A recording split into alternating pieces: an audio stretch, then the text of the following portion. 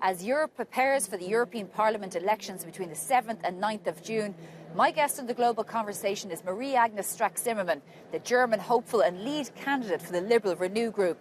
We discuss Ukraine, the rise of the far right, and why she says President of the European Commission Ursula von der Leyen needs to be replaced. That's the Global Conversation on Euronews.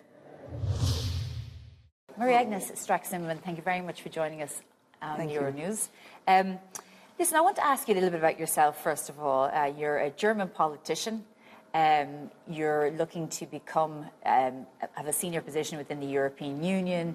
You're the lead candidate of Renew. Tell us a little bit about your ambition here. First of all, you could see that it's always a big surprise in my life because 7 years ago I became member of the German Parliament, and I'm, really a total European fan of Europe. And maybe it's my generation. I'm 66 years old, and I'm coming from Düsseldorf, so very close to the Dutch border. And when I was a student in Munich, and my parents live in Düsseldorf, I traveled a lot to Netherlands, and there were borders, and you have to show your passport. And when they could see that I have 3 children, 1 daughter, 2 sons, and both sons studied in the Netherlands. And I realized how great this Europe is.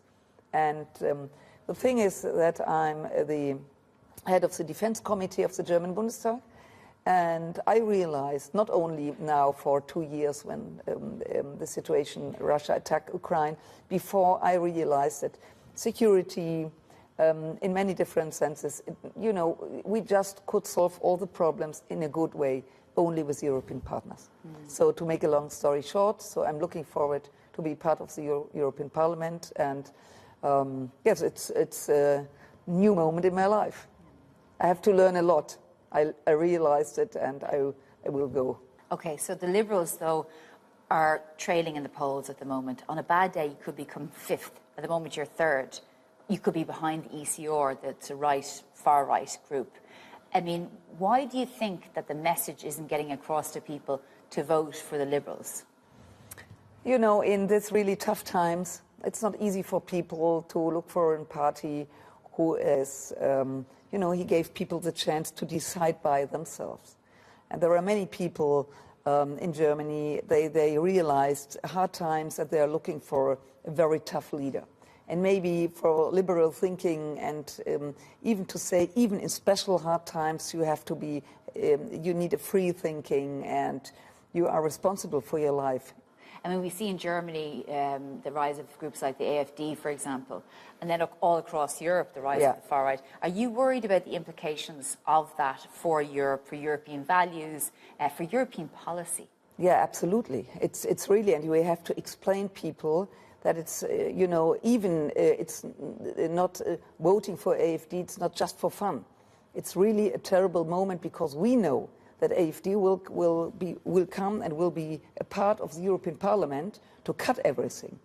And the head of the AfD, she told in the had an interview in the Financial Times, and she said that if she would be part of the European Parliament, she would support that Germany will leave the European Union. I mean, she said it, and I think it's very important that she did it, so everybody realized what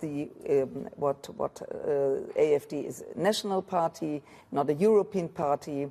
And 2 weeks ago we have a discussion in German Bundestag about the D-Mark, because they are looking for the D-Mark again. Can you imagine? Because in the Renew manifesto, just on that bureaucratic issue, you talk about lifting bureaucratic burdens for farmers, for example, but also supporting sustainable food production. How do you propose to do that? Because obviously the farming issue, the CAP, is very much a part of this election. I'm not a specialist about the questions of farmers, but I think we have to do it together. I think a big problem is that for farmers, if you live in different countries, they have different rules. And I think it's very important for every farmer in Europe that the rules are in every country are one rule. I talk to farmers. We have big discussions at the beginning of the year. I think the solution is not to be against them. We have to find a way together. But I have to tell you that I have colleagues. They have definitely more meaning about questions of farming. You know, I'm a politician of defense questions, and I told them I have more ideas about a tank than a tractor. But anyway, so... both heavy machinery. And both heavy machines, definitely, yeah. But at the same time, the environment is going to be front and centre of a new mandate. I mean, what's your own position about the importance of respecting the Green Deal as it was agreed initially? Because we do see that in some areas there's an attempt to diminish parts of it. And in fact, even your own party voted against phasing out combustible engines, something that was actually, you know, hailed as a really good success. So what's your own position about ensuring that the Green Deal is there intact? Oh, yeah, I think the Green Deal, first of all, it sounds very well, Green Deal. But it's a question, if you talk to companies in Germany, they are looking definitely for a green future. But again, the bureaucracy, yes, thousands of rules, not one rule, second one, third one, fourth one. It's for the economy, it's a real problem. And again, if you want a successful Green Deal, you need the companies have to become the possibilities to work with this. And there are so many rules, and so many rules in detail, and this is really a problem. It's really a problem. And the thing is, if you are talking about the Green Deal, it sounds very well. Everybody say, come on with the Green Deal, because it affects everything, and you are just have rules, rules, rules. I think this would be a problem. Indeed. Let's move on to the heavy machinery you were talking about earlier, the tanks. Yes. We see that in the east of Ukraine, really Ukrainians are struggling in lots of ways. They lost Avdiivka in February, and we're now in May, essentially.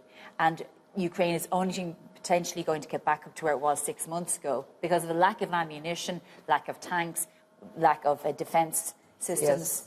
I mean, how do you rate how Europe has managed this situation? You know, 2 years ago, I was very happy because for the first time, if you compare it with the first attack Russia against Ukraine 10 years ago, 2014, if you compare it, for the first moment, I was really happy because I thought, okay, Europe is really close and helps Ukraine for the first months. After 2 years, I'm not anymore sure how successful it is. For example, Mrs. von der Leyen, she said months ago 1 million ammunition, 1 million. And, you know, it sounds great, but it never reached Ukraine. And it's a question of time. It's a question, if you say we will deliver it, we have to do it. And now we realized it's 400,000, 300,000, far away from 1 million. And so I tell you, whole Europe, the European Union had to stand beside Ukraine, not only a few countries. And you could see that the countries who are close to the Russian border, they are totally, of course, the Baltic states, the northern states. Germany is doing a lot, but you know how far it is. For some countries, they feel that this situation is far away, but it's a problem, a huge problem for whole Europe. And we have to do more. I tell you, we have to do more. If Ukraine lost this war, then we will have huge problem, not only in the European Union, even the whole world, and we have to see what happens in the United States in November. Is Chancellor Scholz right to keep saying no about Taurus long-range missiles? No, he's not right. But this discussion, it's a very hot discussion in Germany because we have this Taurus. We could deliver it to Ukraine. And the problem is that this discussion now, we discuss it now for nearly 1 year. It's unbelievable because, you know, Russia could see what happens and they realized what we are talking about. So the problem is that after a while they will realize, okay, Germany, will they do it? Will they don't do it? And this is, in such a war, you have no time for discussion. You have to deliver it. So, no, Chancellor Scholz, you know, how could I say? In 1 year, we have the national election in Germany. And his idea is to be the Chancellor of Peace. But everybody is a politician of peace. I mean, everybody wants to stop this war, but in a good way. And not that Russia will attack the whole Ukraine. And you could see the rockets are not only in the east of Ukraine, it's all over. So I think there is no doubt about it. We have to deliver it, and we have to do whatever we could. Every country, not only Germany, it's not only a question of bilateral help, it's really helping the 27 countries in Europe. And I tell you, we could do it. If we really want to help Ukraine, we could do it, but we have to do it, and we have no time. How would you assess Ursula von der Leyen's role in this? Because you mentioned there that she pledged 1 million bullets, essentially, and that hasn't been delivered. What would you say about her overall presidency of the European Commission? I'm absolutely disappointed because, you know, she was for 6 years, really a long time, she was the defense minister of Germany. And she knows what happens if you lost time, if you lose time. And so I have no idea why 5 years ago, before the second attack, I mean, we have always to remember the first attack and the annexion of the Crimea. It's 10 years ago. And I have no idea why she didn't talk about military security when she started to be the president of the Commission, because she knows this topic. She has an idea what happened. I mean, at the same time, maybe you could answer it why she didn't do it. I'm sure I will. I'd like to. But 27 member states with very often competing priorities, a pandemic, the Green Deal. Yeah. You can understand why this wasn't the top of her list, seeing as there wasn't at that stage a war on the continent per se. You know, I know the pandemic situation was terrible for everybody, but even you could see what happens in Russia.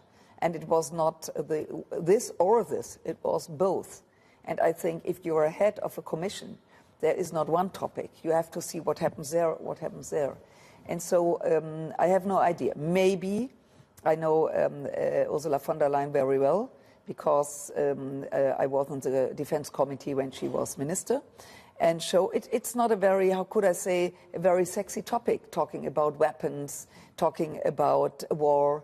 You know what I mean? And how could I say? It sounds better and nicer if you are talking about Green Deal.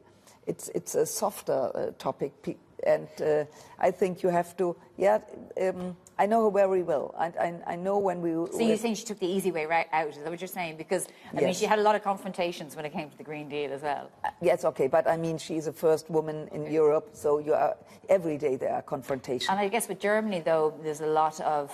I suppose there was a lot of concern at that time that Germany was doing so much, I suppose, interaction with Russia, Russian gas, Russian oil, with fueling the German economy. So there's some responsibilities there as well from your own fellow politicians.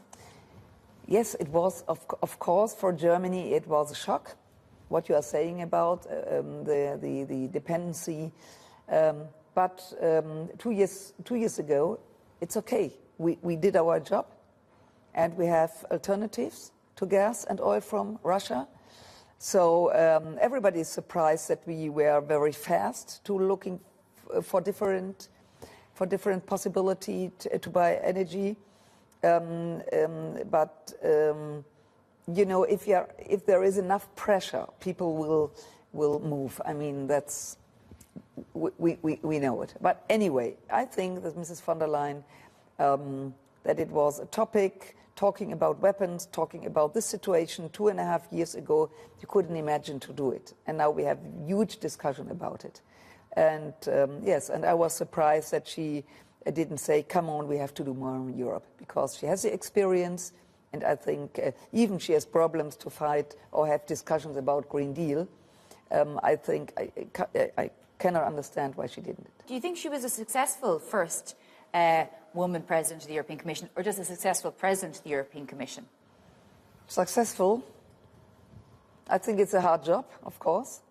But if you ask me, there are three things. The security of Europe, the economic situation in Europe, and the question of how the stability of questions of human rights.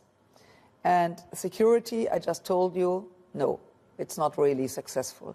The question of human rights, to start with the third, it's a question that everybody was very irritated that she paid 10 billion euro for Mr. Orban in questions of the Ukraine. Everybody was really shocked about it. I mean, come on. You stop 50 billion and then you pay 10 billion for the reason that he went out of the room. It's really unbelievable. And you're saying that she paid Orban that 10 billion. No, okay, she's responsible. No, she's responsible. She essentially gave in to his blackmail. Is that what you're saying? Yeah. I mean, she's responsible for it. And you could see that the parliament is not amused about this situation and now have the discussion by law. And the third one, it's economy.